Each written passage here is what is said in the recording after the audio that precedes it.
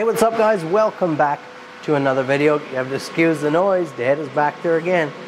We have a very cool build that we're starting today, and that is for an Albertan rancher who contacted me. He's moved through several different knives, he's not happy with anything, he can't get an edge to last good on anything, so he contacted me for a build. He really likes the Schrade, like the sharp finger, that design, so the design is loosely based on that. We have that recurve type blade, or that sort of clip point there, not a recurved edge. Let me make that clear. Nice slender neck right up here. Lots of handle because I know, because I'm watching some of his pictures and stuff. I know a little bit about him.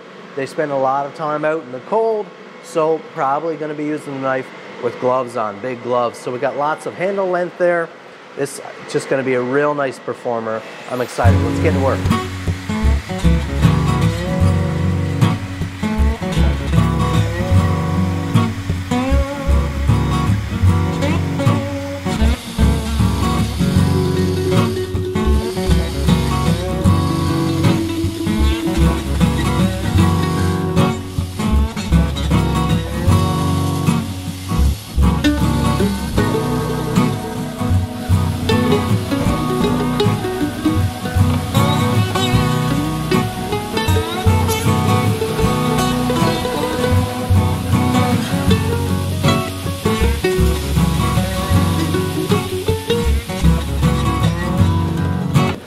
After 5 a.m. guys, we gotta get a heat treat done before I get back home to my little ladies, before my wife heads off to work.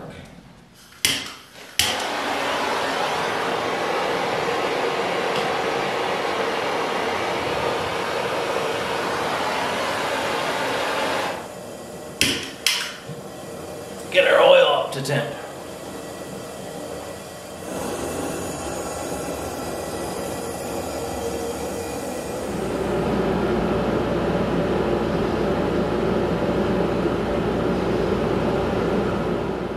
Look at that, guys. Freshly heat treated. Love the grind. Just beautiful knife. Again, some elements of that Schrade sharp finger design. Really beautiful, long and lean, lots of blade, and just a beautiful profile to let you get up on the knife. Beautiful caping knife. Just really, really excellent. Lots of handle. Again, for a great big glove and things like that, winter working. Really happy. What I thought I'd use, and I've been given sort of carte blanche on this project.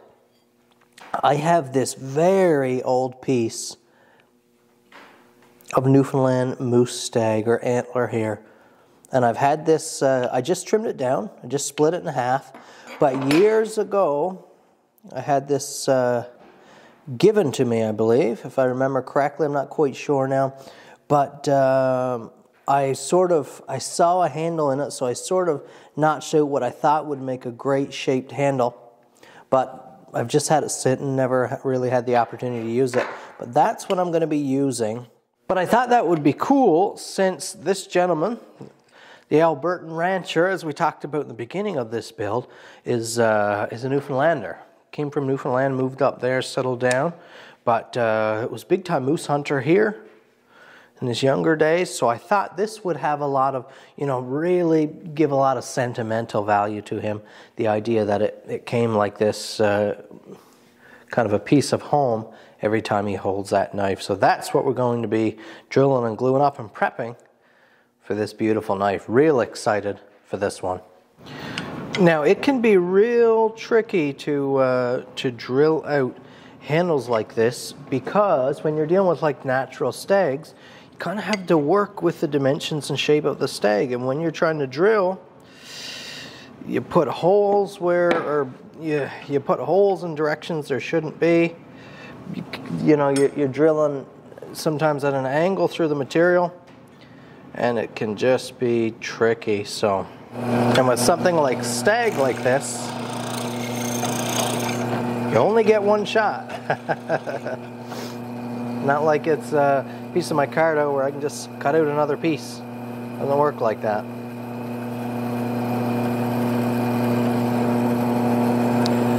gonna drill at the highest point first. See if we can punch straight down through.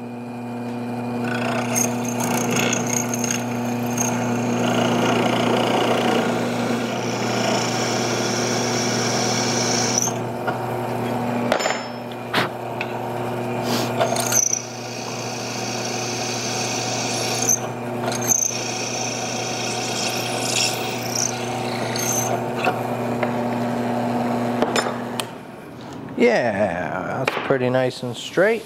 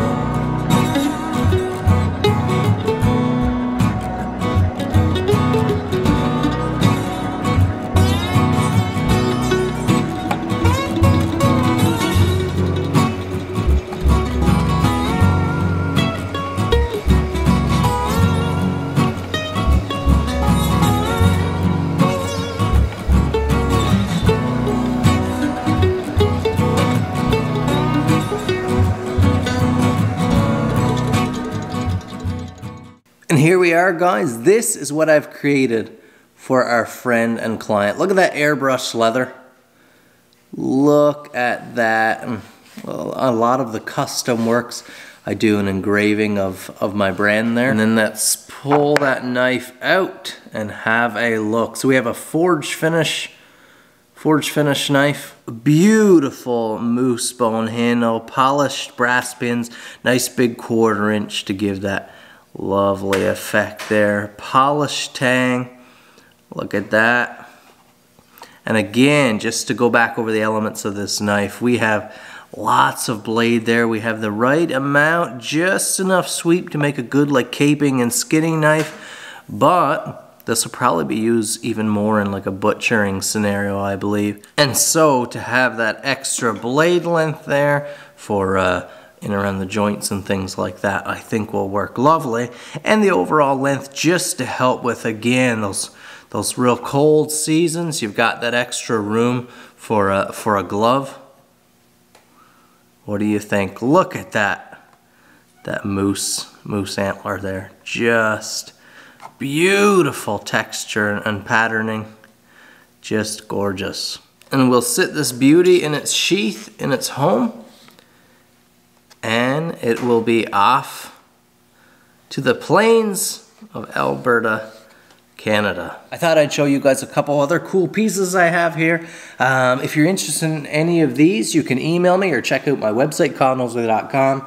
And if you don't see them on the website, you can email me and possibly do a private purchase that way. But we have some beauties here. So this one here, I have more available, but this one here is sitting here ready for a client to pick up today. He stopped in just yesterday and picked out his knife. This is my yellow fox pattern. Look at that curly maple. Look at the figuring in that. Just wild. Thick red liner. Just awesome pattern. Ready to go out the doors. Just sitting here in its packaging with its certificates and stuff. I'll show you guys again that Wharncliffe EDC pattern. This is my latest designed pattern. And it's been really loved on well so far, but you can see some of those features. It's kind of a shorter or mid-sized knife, pretty compact, high flat grind is standard. Beautiful chunky jimping there, just the right size for like a solid 3-finger grip, getting onto a 4, but an EDC food prep knife, pairing style knife, this just is awesome in that scenario. A little smaller, the bake apple, the beloved bake apple, and this exact rendition here, I have a bunch here and they're pretty much ready to go. All the Kydex is done, everything is done, they're ready to go. They just haven't made it to the site. So you can check out the website. If they're not there, you can private email me and we can set up that way. It's just a matter of not getting it to the site. But look what we have. We have a lovely black burlap here for the scales. Thick green liner. This is like a nice soft lime green, very cool. And then that black Kydex sheath. These are all forge finish saber grind. Look at that little EDC creation. Little caper, hunter skinner, camp knife, food prep knife. This knife will do it. And then in a nice compact Kydex. Oh, we've got a razor straps paracord lanyard on there. A lot of you guys are familiar with these already.